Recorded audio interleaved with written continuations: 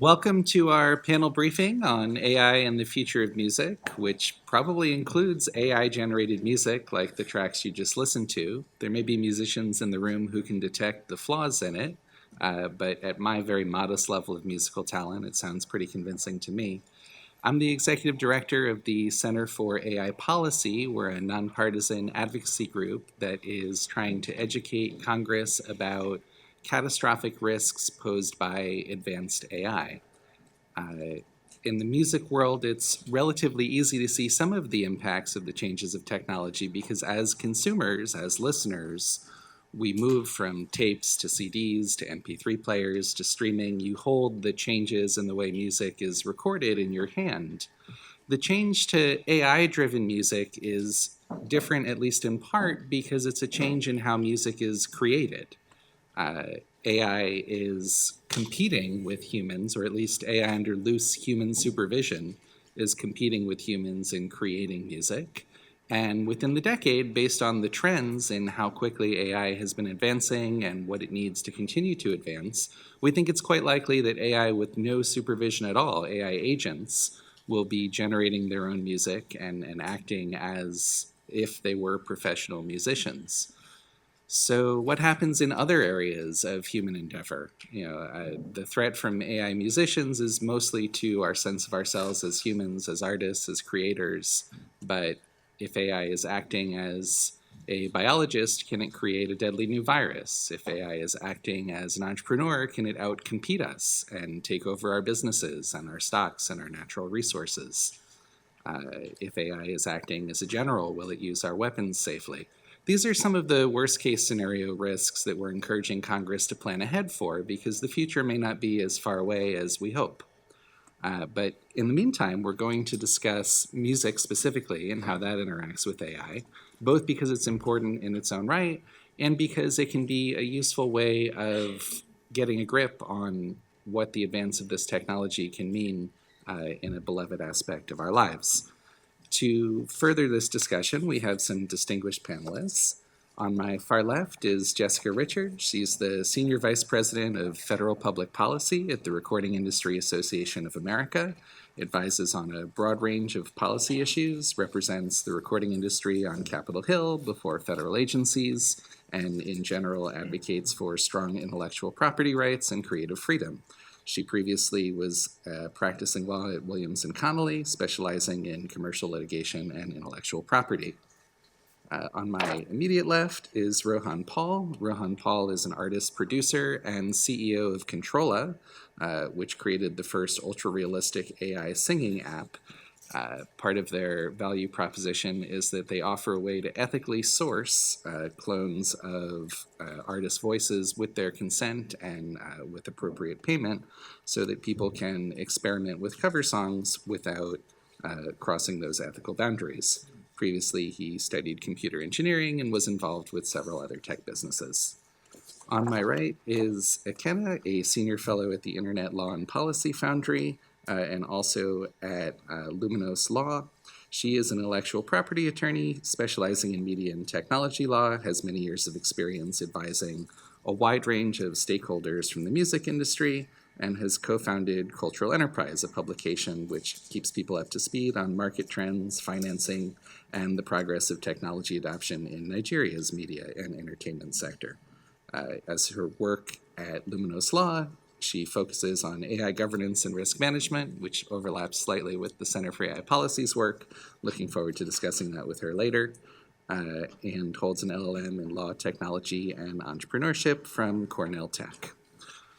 We have some start-off questions for the panel. I hope it'll be a relatively free-flowing discussion. That's what Kevin. Oh, I'm so sorry. That's I got that terrible mistake on my part. So Kevin directs the Future of Music Coalition. Thank you so much for pointing out that we have 4 people on the panel. It's a nonprofit think tank working to ensure that musicians are heard in the policy and industry issues that impact their lives. Kevin is also a recording engineer and producer, along with his husband, of what he describes as a kind of independent punk rock that includes other musical genres based on the same do-it-yourself and independence and get-yourself-included style. An outspoken critic of unaccountable private power, Kevin has been bringing the musician's perspective to the Rolling Stone, the American Prospect, NPR, and is trying to ensure that diverse artists can flourish and be compensated fairly for their work. I am so sorry that I neglected to introduce Kevin. It is especially ironic given his role in making sure that artists aren't forgotten. So as far as the format, I am hoping that we can have a relatively free-flowing discussion. Please feel free to respond to each other's points, to ask each other questions. I'll be presenting a few questions to get the discussion started, and then we'll turn to the audience and ask you to ask the panelists some questions. The questions I have fall broadly into three categories: legal questions, artistic questions, and business questions. I want to start off with the artistic questions, and I guess I'll start with Kevin.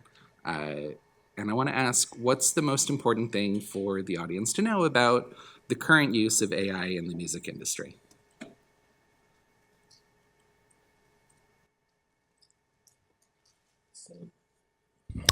So I guess I would say that a good place to start is understanding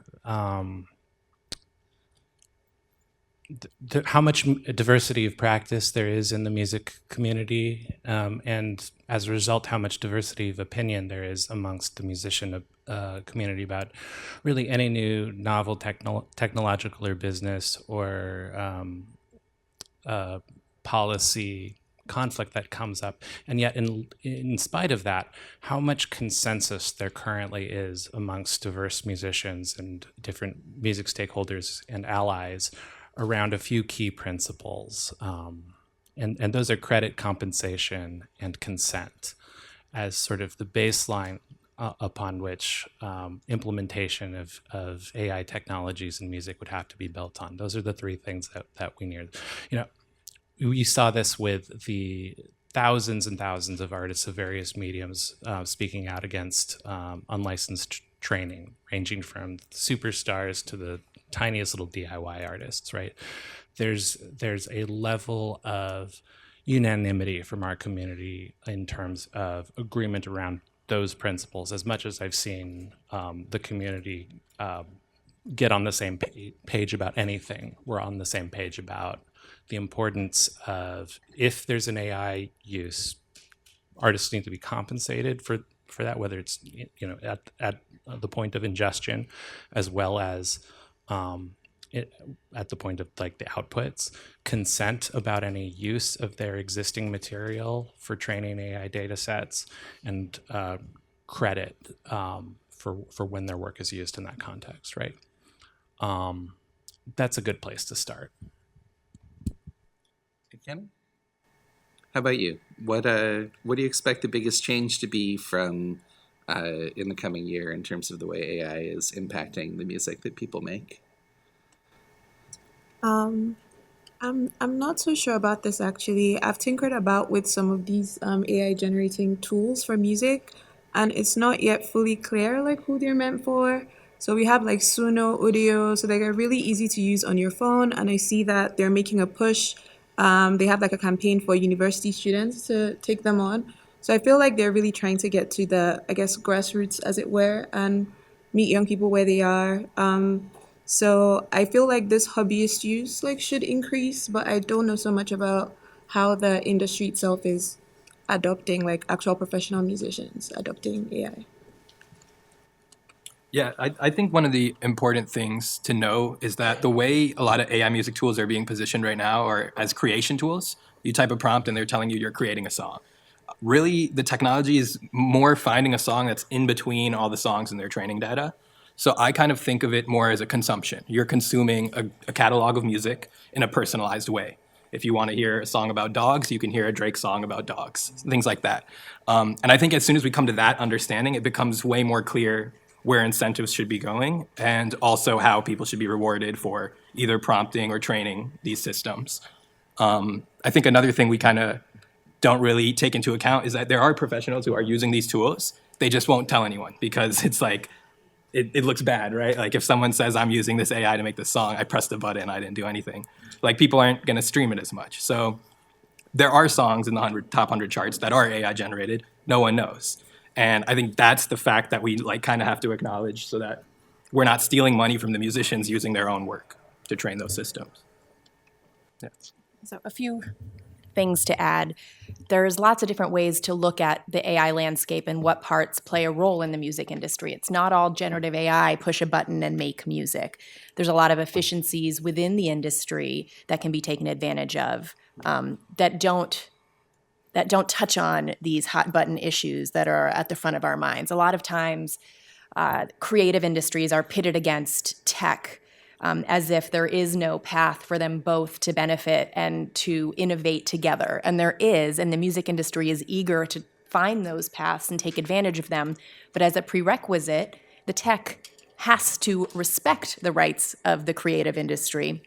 And as Kevin said, that involves getting consent at the outset in order to cooperate and build something together that can enhance human creativity, that can benefit the humans whose lives went into creating the corpus of works that power these engines. So there's a lot of room for collaboration between developers and between artists that can give fans new experiences, that can deliver to them all sorts of products that we may or may not have available today. But it involves that partnership and that trust, and that's what we're trying to build right now when we come out against companies that have taken our works without permission and use them to their own profit. So that's where a lot of the tension is for us now. But that doesn't mean we're against AI or don't use AI. That's such a big term. It's used in all sorts of ways. But when we're talking about making music from other people's music, then all of these ethical and legal questions come up. That's a really interesting point. Can you tell us about one of those efficiencies? What else is AI doing in the music industry other than push button generation?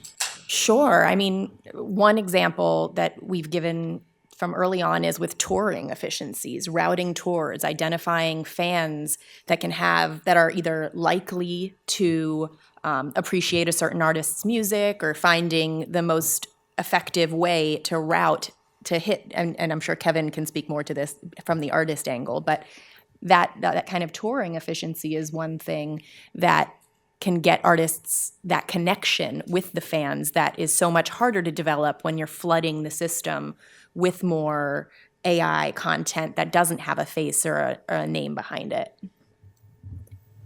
Yeah. I guess for folks who don't spend a lot of time in the recording studio, it can be easy for the ways that analytic AI, as distinct from generative AI, has been integrated into the standard recording studio workflow for a long time, and in relatively uncontroversial ways. Beat detection tools, pitch shifting, noise reduction and equalization tools that you use in your Pro Tools or your Logic Pro digital audio environment, right? And these, for a mix engineer, it can be really useful to do something like use an AI plugin to separate a guitar and voice track that had been recorded with a single microphone, so she can apply effects just to the voice recording, right? It's when you get into the generative AI that some of the additional questions, ethical and legal questions, come up that are more novel because of the potential for both a set of labor market outcomes as well as potential infringement and copyright questions. But it's important to understand that these more controversial uses, even something like voice cloning can be done in an ethical way.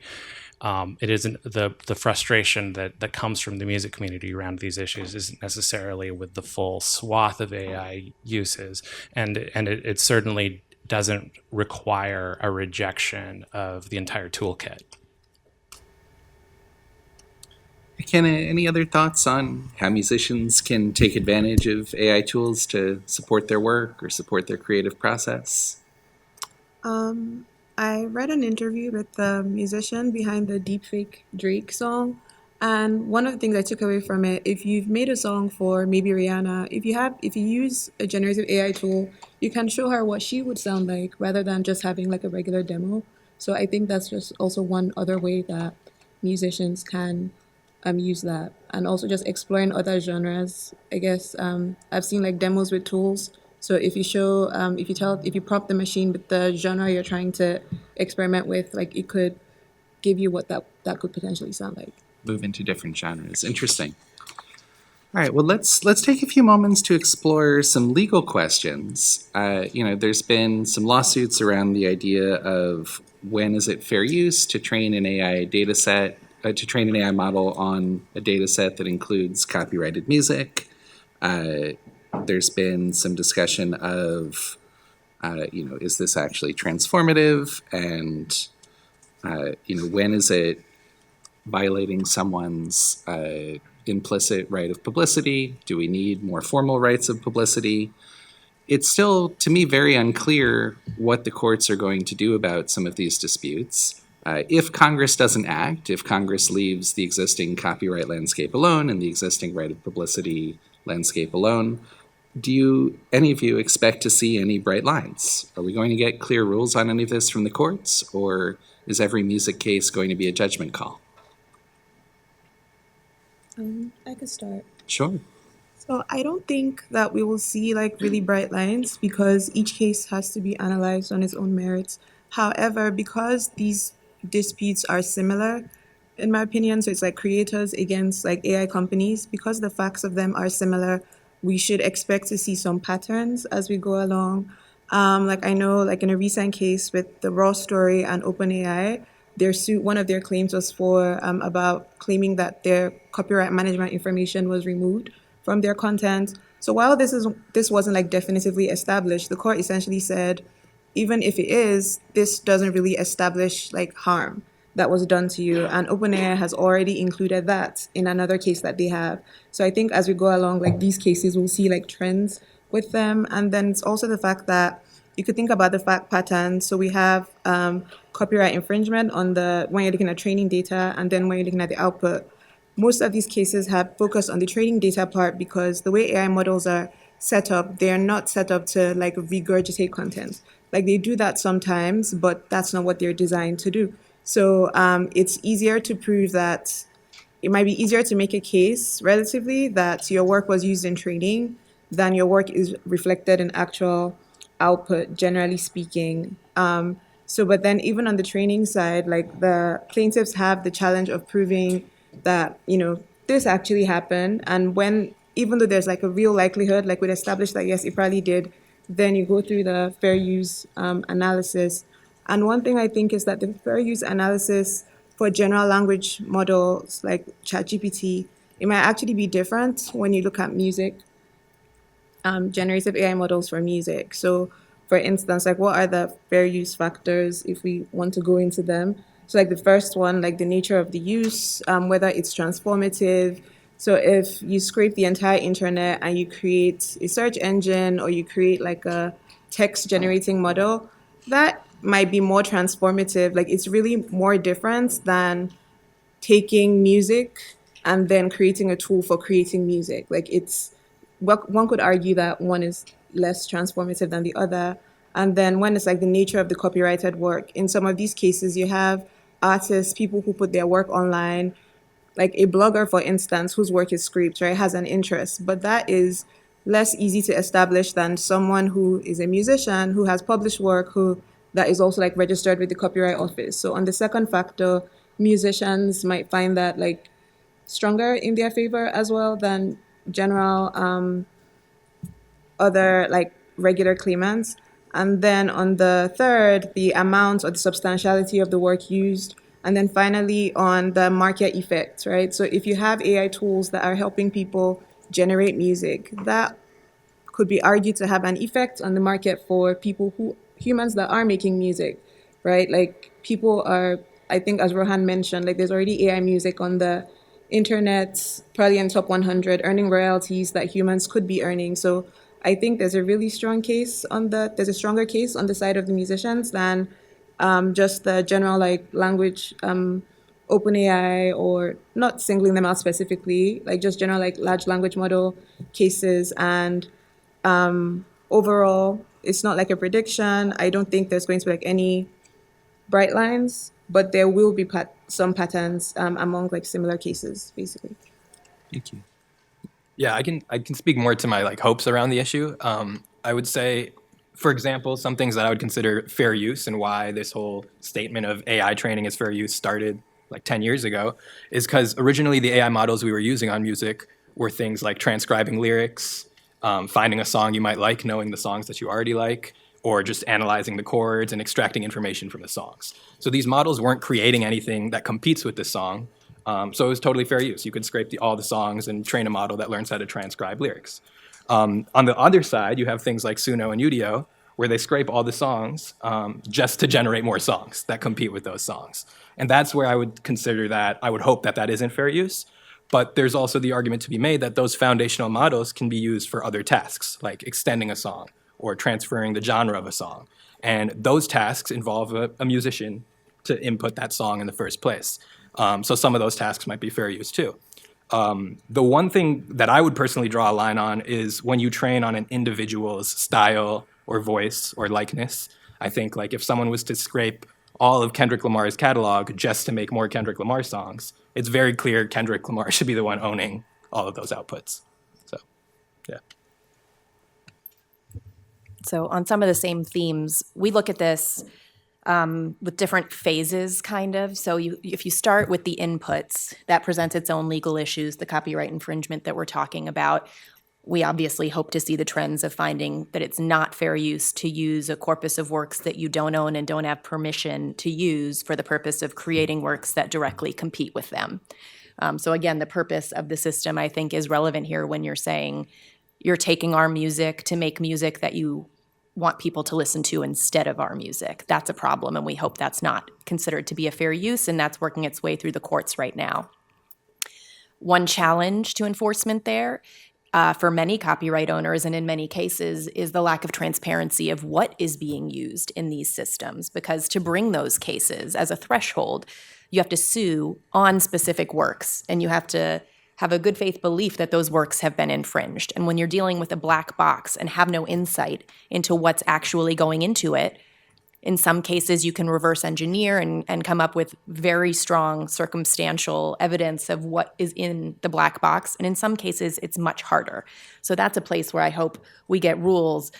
I mean, it's not a bright line rule on infringement, but rules that are new that permit that type of transparency so that copyright owners can enforce their rights and do have their day in court.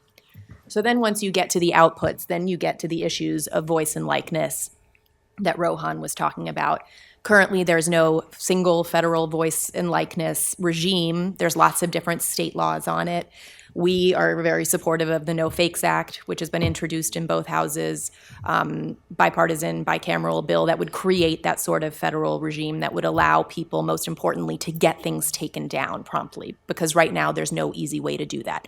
There's lots of laws out there that might present legal theories that you can use eventually to prevail on a use of your voice or likeness being unlawful, but they're cumbersome and they don't address the urgency and the threat we see with these voice cloning apps. So that's another area where we do hope clearer rules emerge that allow for the type of control over one's voice and likeness that we think all artists deserve and all people deserve. So those are different legal issues presented across the spectrum from the beginning of training through the outputs. Well, and this points to a problem with the existing copyright regime across the board historically that artists have struggled with, that even in instances where, I mean, it's true that every fair use adjudication has to be done in a fact-specific way, but even in cases where there's clear evidence of infringement, there have been some real barriers for creators to be able to have any real meaningful recourse. And we've made some strides in the right direction with the creation of the Copyright Small Claims Court, proceeding before the Copyright Office. But in general, I think that the AI discussion has been good for the copyright policy conversation, that it has refocused some of the bigger conversation onto what the purpose of copyright is in the first place, right? There's this popular view that copyright only benefits large corporations. And I think that view has mostly benefited large corporations by letting large companies that violate copyright at mass scale off the hook. And so in this corrective way, these AI debates have reminded us that properly understood and properly enforced copyright law is supposed to exist to protect creative workers, and not just the famous workers, but every creative worker. Instead of focusing questions on these big debates about, is copyright too expansive or is it too weak? Should we have less copyright or more? Really, the policy goal ought to be better copyright, more aligned with the public purpose, more aligned with the idea of ensuring that creators can benefit from what they make, and then in turn ensuring that the public benefits from creators being able to continue to keep making work. The good news is that there are other aspects of the existing copyright law where there are some pretty bright lines. Like the U.S. copyright law is pretty straightforward in terms of stating plainly, and the Copyright Office has offered some good opinions on this, just stating straightforwardly that copyright only protects human creation. Only the human created elements are eligible for copyright protection. That's a solid principle as well. So let's explore that last idea a little bit more. Only a human creation is copyrightable. Where do you draw the line, right? How much human involvement is required for a song or another musical production to be a human creation? So I actually might disagree with some people on this, but I think there's a lot of art forms today and 10 years ago that have very little human input already and are monetized and copyrightable. Things like randomized art pieces, like hang a bucket on a string, make an abstract painting. All those things are already happening and they're totally fine. I think the reason why with AI outputs people want to pinpoint it as something that's not copyrightable is actually more due to the fact that they were trained on other people's music. So I would personally hope that if we remove that limitation and we trained a model on songs I own, I should be able to copyright the outputs of that model too, because it's influenced by my work. It's not really creating things out of thin air, it's extending the work that I already put in. So that's an example where I think we should be able to copyright those. Yes, a counter argument to that is that when you prompt the AI, you don't actually know what it's going to do, right? So if different people prompt it, it's going to create different outcomes. So it's like, is it really the human doing it? It's still the AI doing the thinking, as it were. So that's just like the counter copyright argument to that based on human involvement. So I do agree with you, the randomized paintings are a thing. And if someone else does a randomized painting like Jason Pollock, they'll probably get something similar, if not that. But with AI, it's just the fact that you actually don't know what you're going to get, which is where I think maybe the extent of the prompting could matter. So the artwork, the Space Theater Opera artwork, this artist created a digital artwork with about 624 prompts, and he won an art competition. And then after he disclosed that it was AI generated, and he filed to register with the Copyright Office, and they didn't register it because he refused to disclaim the AI generated parts. So with him, I don't think it's so much, for me, I feel like it's AI, his human involvement is proven because 624 prompts, that is not just the one thing, it's an iterative process. And which is why, again, in this question of AI and music, I think that musicians and creatives might be the ones to actually maximize these tools more, because the average person is just putting one prompt in ChatGPT and they go. But if someone takes their time to actually refine it over, a process, I think that should count for some human involvement. And there's an interesting conflict with us asking AI people or companies and creators to be transparent about when AI is used, but then also that situation, he would have been totally fine if he just never said it was AI. And exactly. At that point, it's you can't ask for both, right? Either give them the copyright and then ask them to be transparent, or do neither. Well, it is also the case that when you have an existing copyrightable work, it doesn't necessarily rest on all of the elements within that copyrightable work being copyrightable themselves, and there's multiple reasons why some of the individual elements might not be copyrightable. It might be, there might be de minimis questions. There might be like, things are based on a set of building blocks that on their own don't qualify for copyright, but the human creative element is the sort of the through line, and the human creative element is in terms of making the decisions about how these individual uncopyrightable elements can be recombinated and combined in the same way that you can't copyright a word, but you can copyright the way that you put words together. It's sort of the same principle, right? It's again, it always goes back to the principle of human creation being the standard. I want to shift away from some of the legal analysis and touch on some of the business realities. One statistic I found that shocked me was that 96% of Spotify artists are making less than $1,000 annually from sort of streaming revenues that way. I guess there's some other revenue streams. Just a show of hands in the audience, who bought a record or a tape or a CD in the last 3 months? Or a vinyl. Yeah. Some, right? And this is the music crowd. So where, for the panel, where are artists, where are today's musicians earning their money? Touring. Yeah. Touring. Yeah. And so how will AI affect the touring business? We talked a little bit about efficiencies and plotting the best route. Anything else? I mean, one of the fears is as with the rest of the concerns about the erosion of the recorded music market, it'll just mean that folks have to spend more time on the road than they already do, right? And that prices will have to go up for ticket buyers as well, right? At a time when that the trend has already been that direction. I mean, there's again, a lot of diversity within the industry. Not every artist tours. Not every artist is able to access that income stream, and so they have to find a way to make it work on the recorded music side alone through sync licensing or other kinds of streams.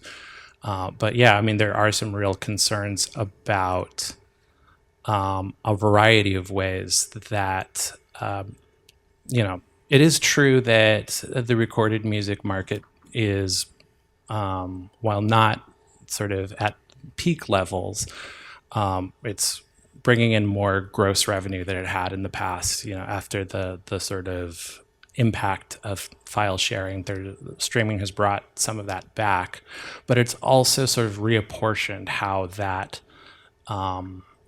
resulting recorded music revenue, more of it seems to be flowing to the folks at the top. It can be more difficult for folks who are, in the past would have been relying on 10,000 super fans who are buying their record every year. Now those folks are having to reach a much larger audience than they would have in the past to be able to make the same kind of revenue from their recorded work.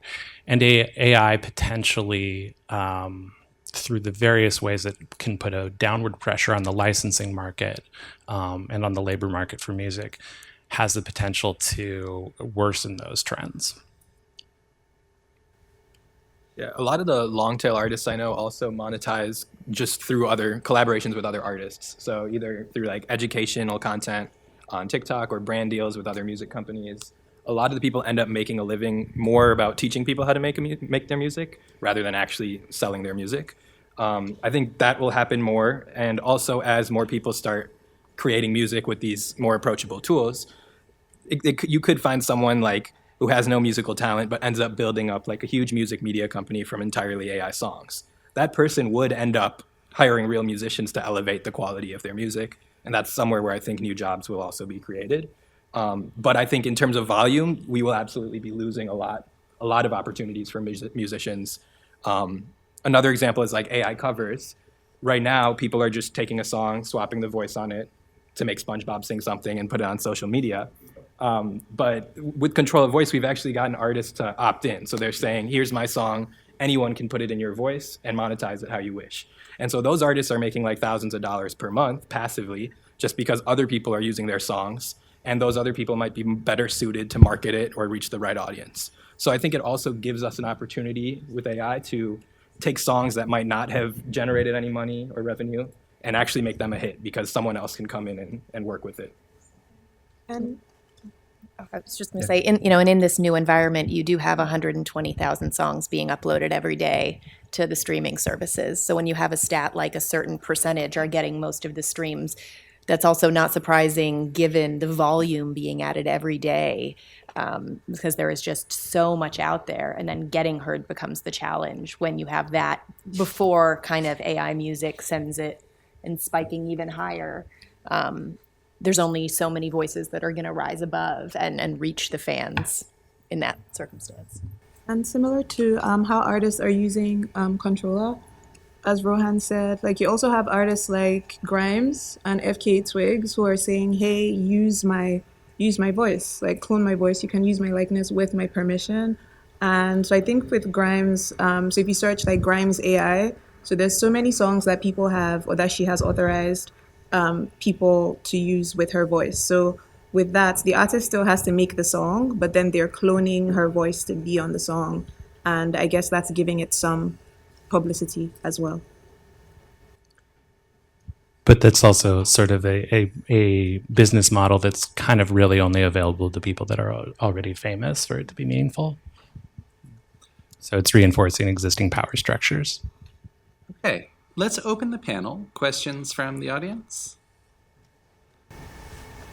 When we're talking about generative AI and revenue development reporting, it feels like that would be a bit of a vicious cycle in terms of, well, the artists have to be on the road all the time touring. They don't have the time to sit in a recording studio or sit at home writing new songs. And so they're going to end up relying more on generative tools. And it's going to, even established musicians end up degrading the quality of work or, force them to rely more on generative tools or, more technological approaches. How do we view that in the music industry as maintaining some integrity of that kind of authentic musicianship? I think part of what drives the connection between artists and fans is the authenticity to begin with. I don't think it's the most established artists who are going to be feeling the pressure that you're talking about to be on the road constantly and not have time for their art. I think in many cases they have the luxury of having the time, and that builds the fan base, and then they can, build on that connection on the road. To Kevin's points, I think a lot of the challenge is for people who aren't yet discovered. And then you spend your time, how do you develop that core group that you can both feed your own need to make art and develop your career while also making money from it. That's going to be the challenge, to find your way to that comfortable level where you have the time to create your art the way you want to. Your question is a good one, and I think it points not just to the AI issue, but to the economic, the ways that changes in the economics of the industry have forced creators to feel like there is a constant pressure for more output in terms of their music, more output in terms of social media content, which is an additional form of uncompensated labor that they're now expected to perform, more output in terms of doing more interviews and less and less time. I think that it's helpful to step back and sort of think as well about what the goals for a working musician can be, because often it's sort of framed in these entrepreneurial terms which are helpful, but sort of assume a trajectory of growth upon growth upon growth. And in practice, what a lot of artists are looking for is a way to build a sustainable path that allows them to continue their craft without having to chase after that growth and upon growth and growth and growth, and being able to play the same size of rooms every year rather than having to scale up and watch expenses scale up. Ultimately, if we technological business models have this problem in that they're often VC backed or private equity backed, and so they orient everything towards an idea of a business that's just going to get bigger and bigger and bigger. Working musicians don't necessarily operate with the same paradigm, and that has been part of the language gap and part of the thinking gap between tech folks and music folks that has to sort of be bridged to come up with some real solutions. So that can be, if I'm going to try and put a positive spin on that, I would say that can be a place that AI development and technological development could be refocused, would be helping orient the marketplace towards business models that allow artists that are operating at more of a community scale to continue to operate at that community scale over a period of a career. In the front. I was going to ask, I know you spoke about regulating AI to prevent copyright infringement and everything, but outside of the production of music, let's say there are, those companies or producers that after the song's already produced, they use AI to, I guess, artificially ramp up views or streams and everything. Do you feel that should be regulated as well?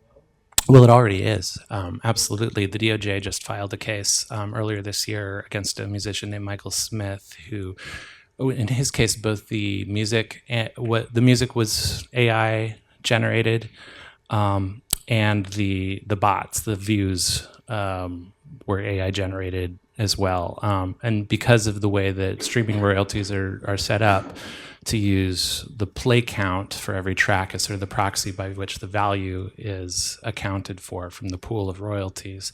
That meant that he wasn't just stealing from the services, he was stealing from every other musician that had that music on that platform. So we were happy to see the DOJ taking that on.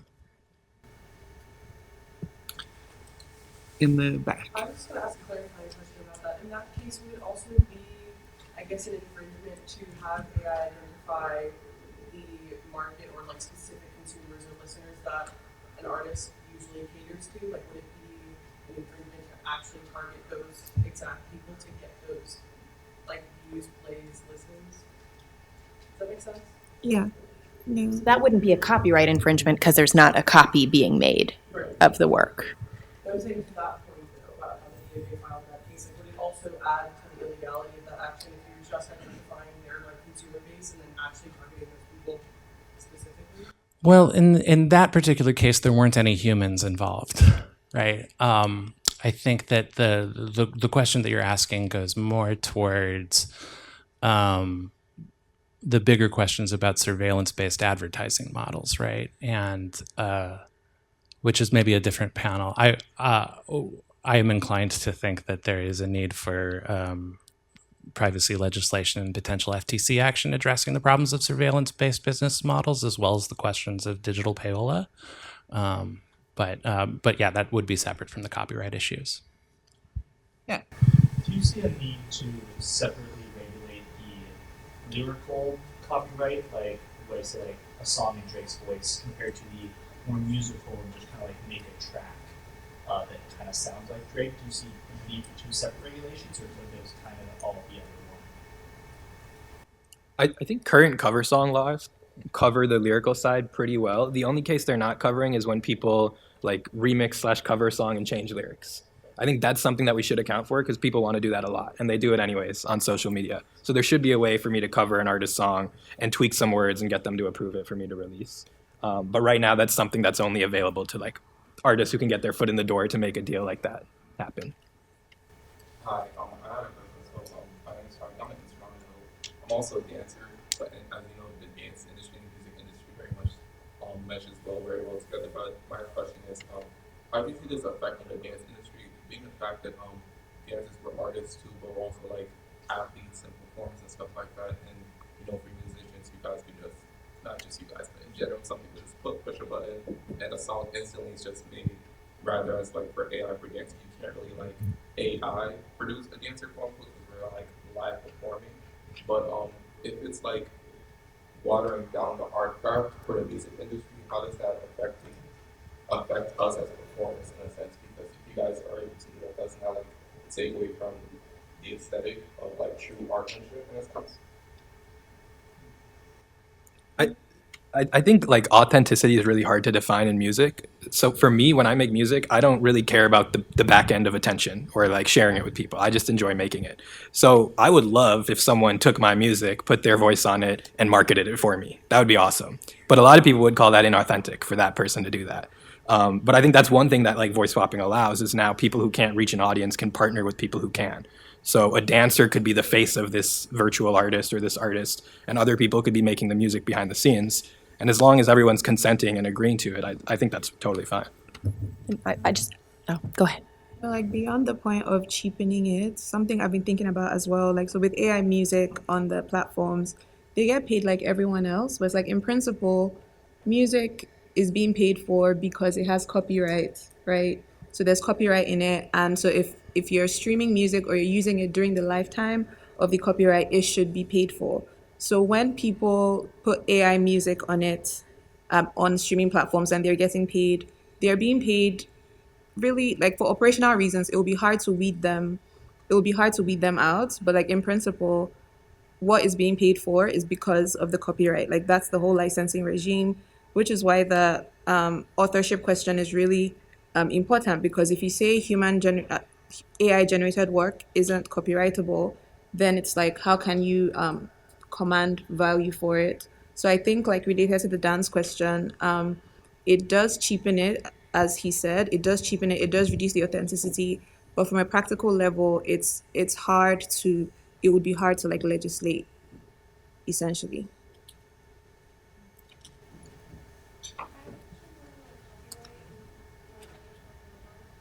Being like a creator from Controlla, would you also be able to have the rights because you gave the software, you gave them all the tools to develop this music? Would you be able to get a share of that? I think if we put it in our terms and made it that way, we could. But that's not how our platform operates. We want the artists to own everything. Yeah, I was just more saying in like a general sense, like would these companies like OpenAI have kind of like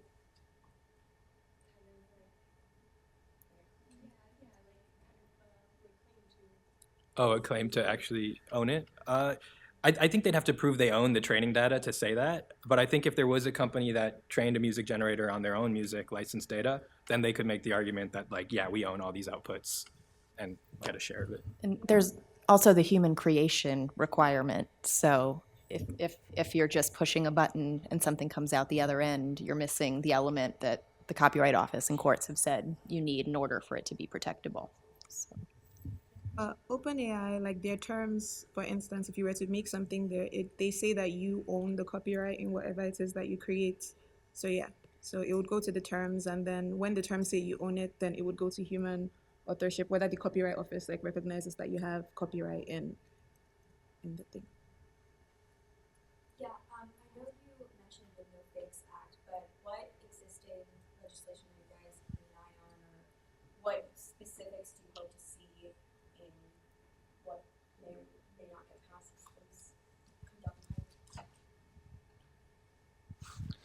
I mean, I think No Fix is a good approach that has some consensus formulating behind it, dealing with just the likeness and voice protection piece of things, which is an important part of the puzzle, but it's not the only one.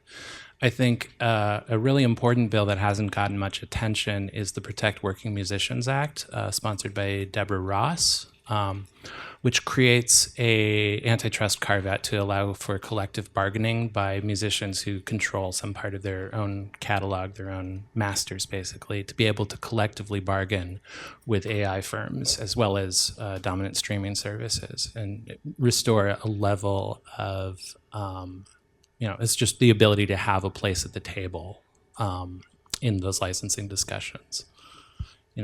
Universal Music or somebody like that controlling 30% of the music marketplace has the ability, because of the amount of catalog that they own, to be like to have some leverage in a licensing discussion. But individual musicians, if they don't have some ability to band together in a licensing discussion, really they don't have any.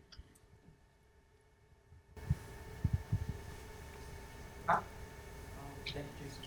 My question is for Rohan. I just want to say congratulations on what you've done, accomplished as an entrepreneur. And so, can you tell me a little bit about when you realized that you could fill this niche? It sounds like this was self-medication to begin with because you were a musician and you wanted to do something to kind of expand your own footprint. But and then you saw that you could help other people more on the sub level. But how do people opt in and opt out, if at all, if they want their work to be affected by this system, or if they do not? Or basically, as you grow, I'm sure there'll be more and more people that say, "Nah, I don't think, steer away from it or whatever. How can I do that legally?" Yeah. And then the last question I have is, have you seen, I don't know how many years you've been doing this, but I see you have significant exposure online. So how long have you been doing it, and how's it been expanding? And the last question is, are you open to venture capital at this point, in case there happen to be VCs out there? So yeah, I guess I'll start with how we started. So like a few years ago, I had shared this open source technology for voice conversion. And I had shared it in the light of using it to practice singing. So you can apply your own voice to any singing performance and use that as a reference track to learn how to sing it yourself. Immediately after that, a wave of like deep fake Drake songs, SpongeBob songs started popping up on social media. And that's when I realized, like, okay, people are using this in a totally different way. Not the way it was really intended, but they're using it to just impersonate famous artists, and use their brands to launch their music. So that's when I got really involved with, like, I didn't feel like what I saw happening was the right way for the technology to be used. So I wanted to pioneer like the correct way. So that's why we do everything on opt-in. There's no opt-outs because we don't take anything in the first place. So everything's opt-in. So I think that was the second question.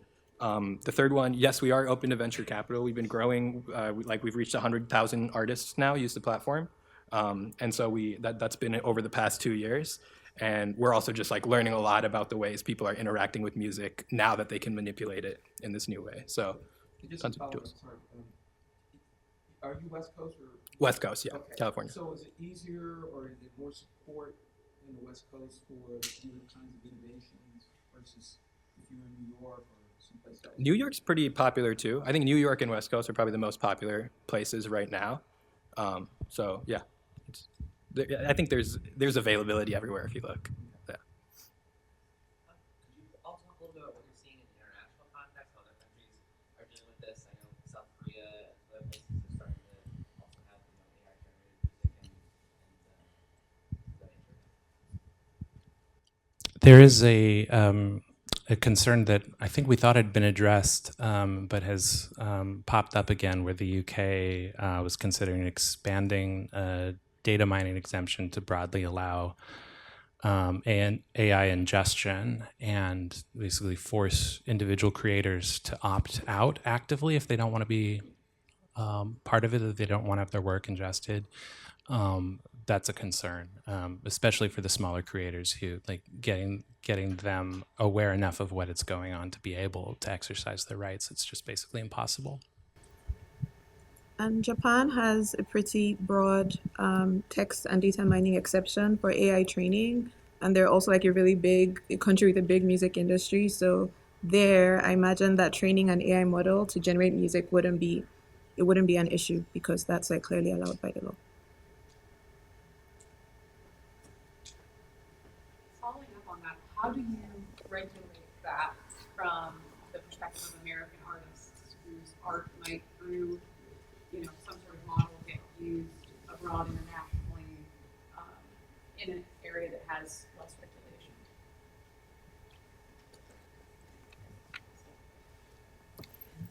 Conceptually, where American courts have jurisdiction, you could have some sort of extraterritoriality component to our laws that says if you're going to be making this product available here, here's what you have to do.